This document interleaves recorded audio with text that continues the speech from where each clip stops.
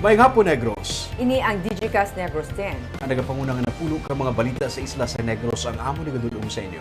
Update ninyo kami via Facebook, YouTube, kag sa Kika Channel 11. Kag sumubata niyo kami live sa FM station nga 91.1 FMR Bacolod. Kag yari na ang top 10 ng mga balita sa Negros, subong adlaw. Matapos ang anong kadlaw nga blackout, may kuryente na sa Ibi Bagalo na Victorias kag Manapla. Executive Assistant, ginakop bangod sa cyber libel. Lalaki patay sa pagpaniro sa Greensville Subdivision sa Bacolod City. Bacolod LGU, magakuha sa final nga listahan sa mga JO nga nag-file sa COC kay hindi na sila pwede maka-duty. Kag sa Good Vibes One-Stop Shop nga kalan-an sa Bacolod City. Kinatanan sa Digicast Negros X. Sa number 10,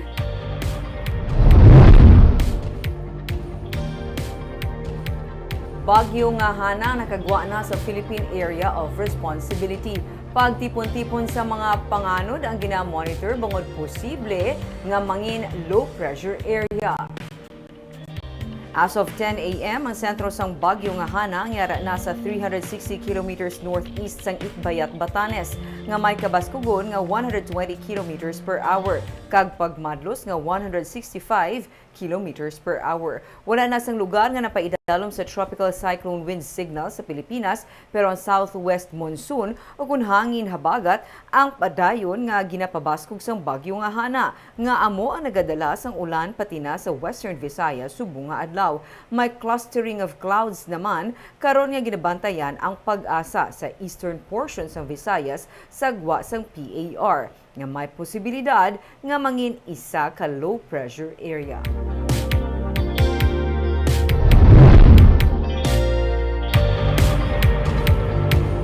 Sa number 9, talakayon ni Negros Occidental Governor Eugenio C. Lacson sa Office of the Provincial Veterinarian ang estado sa African swine fever sa probinsya. Sunod sa kay Lacson sa pila na kaadlaw nga wala sa may na-record nga hog deaths, luyag niya mapatupod kun bala yara sa gihapon sa cleansing o disinfecting state o kung nagakaigo na nga magpatuman sa tikang angot sa recovery. Kung malin August 24 tubtub kahapon, Setyembre 3, zero hog deaths ang Negros Occidental sunod sa kay Dr. Placida Lemana, ang OIC Provincial Veterinarian. Pero antes sini, nag-record na ang probinsya sang zero hog deaths humalin August 11 tubtub 22. Kag nag-report naman sa hog deaths gikan sa San Carlos kag Manapla sang August 23. Sunod sa kay Lacson ang sentineling o kun ang pagsagud sang baboy sa mga lugar nga apektado kag pagmonitor sini kun bala sarang na nga mabuhi bangod wala sang masakit ang kabahin sa tikang para sa recovery stage. I will now discuss with provincial vet if it's time already to start testing, no? Kung talagang wala na si ASF.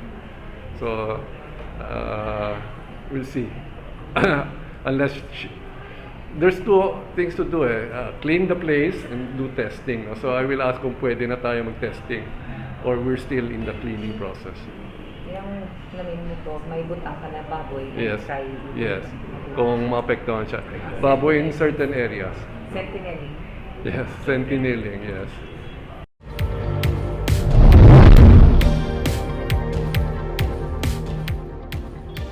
Sa number 8, Digital Career Expo sa Victoria City ang gintambungan sa masobra 1,000 ka mga estudyante. Target sa Department of Information Communication Technology nga malabot ang 2.5 million nga employment sa mga IT BPM sa masunod nga tinuig. Gani sa pagbukas ng Digital Career Expo sa Victoria City, ginhayluman ni DICT Undersecretary ang masobra 1,000 nga mga estudyante nga nagtambong sa seminar nga mangin kabahin sang IT industry. Suportado na ng 3rd District Representative Francisco Benitez kag Victoria City Mayor Javi Benitez ang ginhiwat nga comprehensive digital showcase sa pagpati nga dako ang mabulig sang digital economy ilabi na sa bahin sang pagpasanyog sang government services kag paghatag sang oportunidad sa trabaho. Nakigbahin sa kahiwatan ng pila ka mga opisyal kag tiglawas halin sa IT BPM, digital creatives kag healthcare information management. May 25 tanan ka mga exhibitors ang nagbuylog sa Digital Career Expo. We now have 1.5 million jobs in the IT BPM. By 2028, we want to reach 2.5 million. Here's the good news. Sa additional 1 million, industry associations predict that 54% of this will go outside of Metro Manila. Diba? It is really Congressman Kiko's dream for the 3rd District to have government infrastructure programs in place to minimize the digital divide, to embrace the 4th and 5th industrial revolution, to maximize the potential of our people and in the digital space, and to finally have a 3rd District that is a lifelong learning district. That we should always be learning, and we should always be having collaborations and partnerships to maximize this. Sa number 7,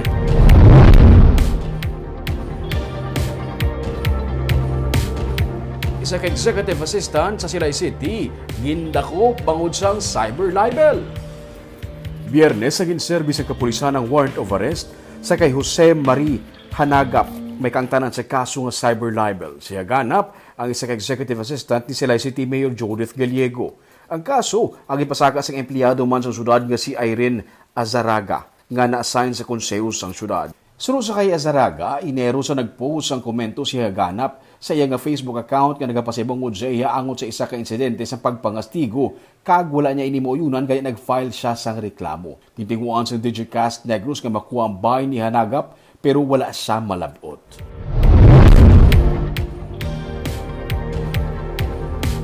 Sa number 6, isa ka choreographer ang patay matapos gintiro sa Greensville Subdivision kainas ang kaagahon. Nasapwan na lamang ang bangkay sa 37 anyos nga si Jury Orario sa tungasang dalan sa St. Francis Street, Greensville 2 Subdivision sa Bacolod City kainas ang kaagahon. Maigo sang bala sa ulo ang biktima. Sunod sa kay Police Captain Francis De Pasukat, ang hepe sang Bacolod City Police Station 4, may ara na sila sang hindi magdubo 3 ka mga persons of interest kag ini ang mga kaupdanan man lang mismo sang biktima. Iligal nga droga ang isa sa mga motibo nga ginalantaw sang pagpatay sa iya. Sa impormasyon sa PNP, imbolbado ang biktima sa pagbaligya sang iligal nga droga kag ilaman sa karon nga ginalantaw kung balayara sa drugs watch list sa mga police station sa syudad ang biktima. Para ng investigasyon sa kapulisan kag paglagas sa mga nakapalagyo nga suspect.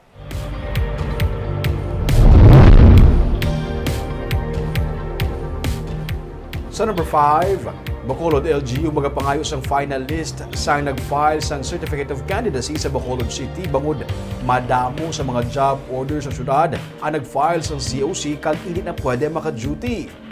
Wala pa sa eksakto nga numero pero madamo ang mga job order workers sa Bacolod ang nag-file sang Certificate of Candidacy para magpapili sa natalan ng barangay kag sangguniang kabataan elections 2023. Sunod sa kay City Administrator Attorney Pacifico Magari III, nag-request na sila sang listahan sa Commission on Elections sang mga nag-file sa COC sa Bacolod kag dili nila ibase kung bala pila ang mga JO sang Bacolod. Sunod kay Magari, hindi pwede nga magtrabaho bilang JO ang kutob sa mga mapapili sa barangay kag sangguniang kabataan elections.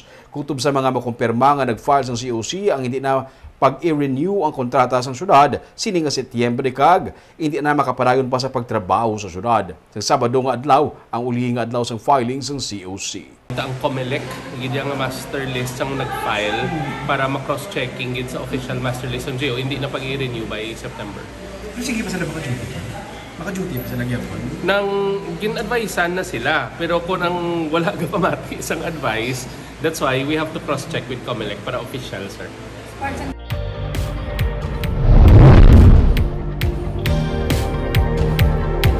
Sa number 4, Progressive Alliance of Capital Employees ang nagtinlo sang listahan sang ilang nga mga miyembro. Angot diri siyam nga nagalakip sang mga chiefs of hospital kag ang anay presidente sang PACE nga si Renelo Lasquiere ang ginkakas. Patag ni Engineer Ruben Diamante, ang chairman sang PACE, nagpanilo sila sa listahan sinigid lamang kag nalakip sa ilagin kakas sa membership nila ang mga yadtong na-promote.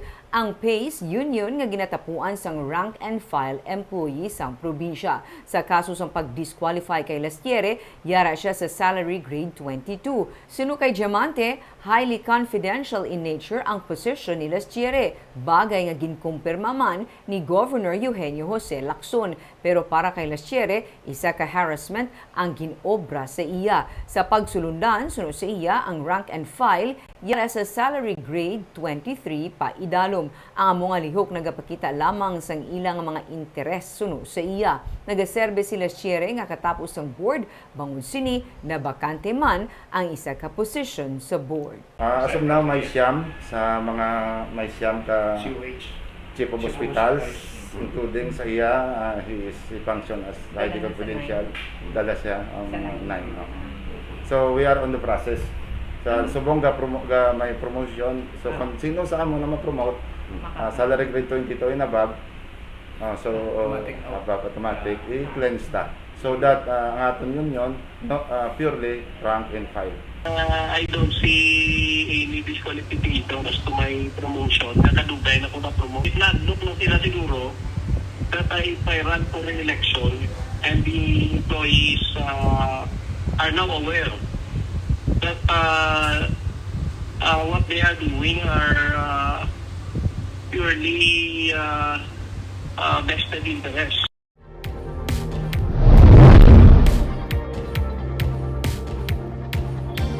Sa number 3, nagapanawagan sa karon si Negros Occidental Governor Eugenio Jose Lacson sa mga ginikanan nga ipa-enroll ang ilang mga kabataan.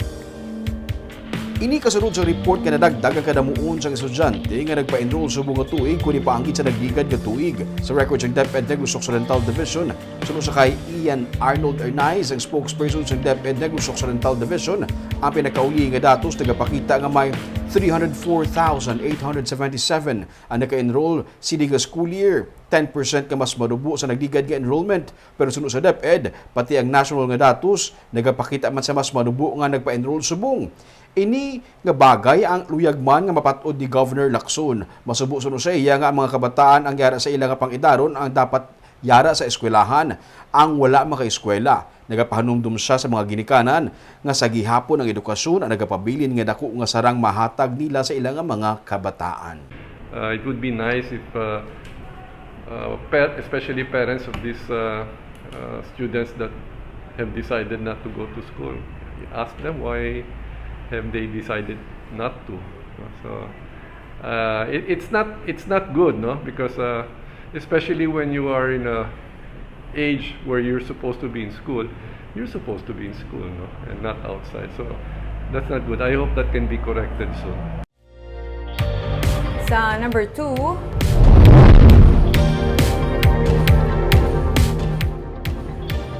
Bacolod City Legal Office ipasira ang 40 ka mga commercial establishments. Bangod wala sila sa gihapon sang permit. Kalabanan sini mga ilimnan malapit sa eskwelahan. May 40 na ka mga commercial establishment na lakip diri mga kalan-an, ilimnan laundry shop, kag iban pa ang nadiskubrihan sang Biyernes kaadlaw nga wala sa gihapon makasecure sang business permit. Bisan pa nga nahatagan na sila sang warning sadto. Gani sunod sa kay Attorney Romeo Carlos Ting Jr., ang City Legal Officer sa Bacolod, ang closure o kunang pagpasira sang sini nga mga commercial establishments ang madason nila nga tikang. Sunod kay BPLO Head Stella Rayos, sini nga semana magapadayon ng ilang nga routine inspection sa iban pa nga mga commercial establishments, ilabi na sa mga boarding houses kag ilimnan nga malapit sa mga eskwelahan. Magluwas sa issuance ng notice of violation sa mga negosyo nga wala sang permit, ginausisa man sang katapos ng inspection team ang mga na-issue na nga mga business permit agud mapatod nga wala inigin peke. Sunod pa sa City Legal Office, ginahulat na lang nilang listahan sang sini nga mga commercial establishments gikan sa BPLO para mapatuman ang closure. At iway kita i-closure gina sila. Kaya hingaan naman sila enough time na mag-process. Punti kung hindi sila mag-process, padungol lang. Hindi sila attorney na tagaan na before na warning na. Oo, may mga warning na. Oo. Okay. Kaya yung before mag-refer ang BPLO, nakatag sila na may 3 days notice, first notice, second notice, dason i-refer din nila for closure.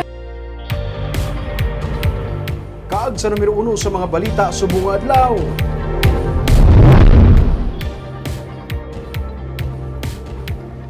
Nabalik na ang power supply sa AB Magalona, Victorias, kag Manapla. Ini matapos ang 6 kaadlaw nga blackout. Ginaduso sa karon ni Mayor Javi Benitez nga ma-upgrade ang equipment sang Duneco. Ginaduso naman ang pagdugang sa substation para masolusyonan ang problema sa power supply. May report sa Nico Delfin. Wala na makarestock sa iya mga frozen products ang negosyante nga si Gary Raymond Havilosa matapos ang 6 kaadlaw nga blackout sa Victoria City kag kaiping nga banwa sang EB Magalona kag Manapla. Pero iya ginpasalamatan nga humalin kagabi nabalik nang supply sang kuryente. Pinaagi man sa ginpahulam nga 15 MVA transformer sang Central Negros Electric Cooperative para magamit sang Northern Negros Electric Cooperative. So, rote mayo man ang ipahulam nila eh. Kasi sigano na mag-blackout naman di damo naman. Actually, ang damages grabe ginaya kung isipo mo sa like sa among for example mga gagmay na negosyante di maloses sa kadlag ko gani. Kaya salamat sa among mayor. Istorya ni Havilosa, 3 man kaadlaw nga naiyawan sila sa pagbakal sang ice agod nga hindi mapanos ang ila ginabaligya nga pack sang tosino, molo balls giban pa nga mga pork meat products. Tani gamay man lang danang margin plus inutangan pa ay medyo may imbis na may ginansya kaya wala na lang yun para na lang gidabla maubos na lang gid siya. Gina-anticipate man na kung nabilit sabi na may bagyo na wala na kami kadamo gid sa amon gina-stock para dahil lang gid gina-anticipate na lang gid na muna sigado na gubagay kaya ang frozen na sila lang isdaan na may kuan gid may ice amo na amo na ako ang lotes ko tungod wala ko bala nakahimo itigin stop gid siya ang iban gid pangluto na lang namon Suno kay Mayor Javi Benitez, may pila pa ka mga barangay sa syudad nga wala gihapon sang supply sang kuryente. Gani natala na sila nga magasapol upod sa pamunuan sang Nuneco kag Seneco buwas agod nga matagaan solusyon ang problema sa power supply. Ginaduso man sang alkalde nga kuntani ma-upgrade ang pasilidad sang Nuneco kag matigayon ang plano nga construction sang dugang nga substation sa banwa sang EB Magalona. Actually, ang kailangan is kasi upgrade ang transformer natin. Hopefully, maging digital. Kaya subong mga manual pa din. Ang fans, ang cooling, everything. And also, I believe that we also need substations in it. Because kung ano naman ng matuwa, at least ang EVs ko sa controllers, which we can also have like this implement. Agosto 28, sa naguba ang 15 MVA transformers sang Nuneco sa Bakayan, Cane Town Subdivision sa Victoria City sang maigo sang kilat ang lightning arrestor. Gilayon man nga nagpamakal sa mga generators sang syudad para magamit sa mga kabaranggayan, ilabi na agud man mabalik ang supply sang tubig sa pila ka mga komunidad. Nico Delfin para sa Digicast Negros.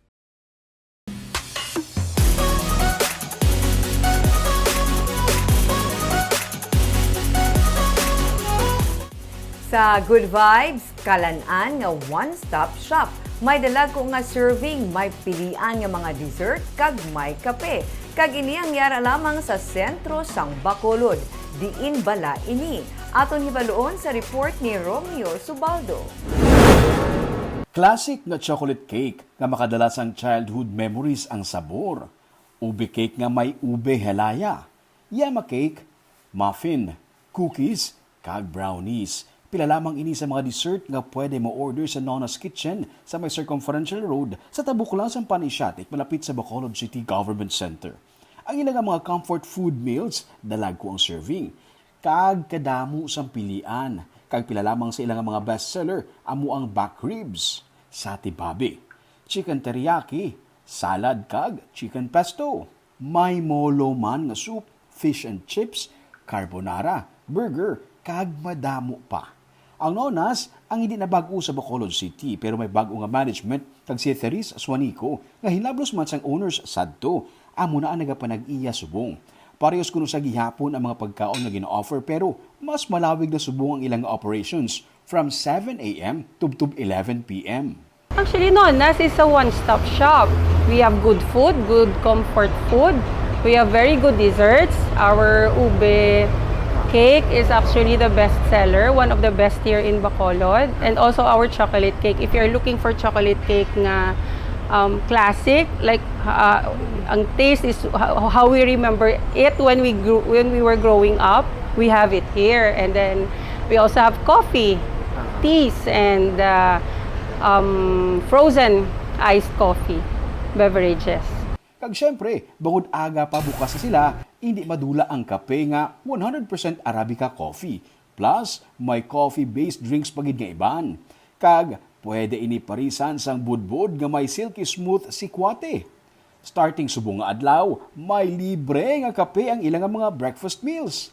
Ang lugar, may indoor, kag malapad ang outdoor nga setup nga may garden nga vibes. May function room man for meetings. We are inviting mga bikers, those who want early mag-meeting, so they can use our function room. Exercise, kapag exercise eh. Yes. Yes. Sa mga ga-exercise early, they can have coffee here. Our coffee is 100% Arabica.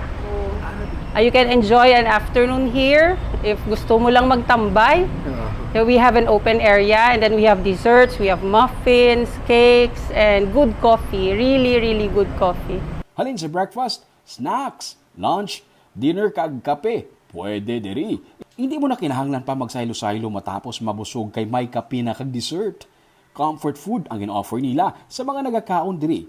Para pagbiya mo sa nonas, feeling good ka na kay busog na sang manamit nga pagkaon kag pang pag-good vibes ang ambiance sang ilang nga lugar.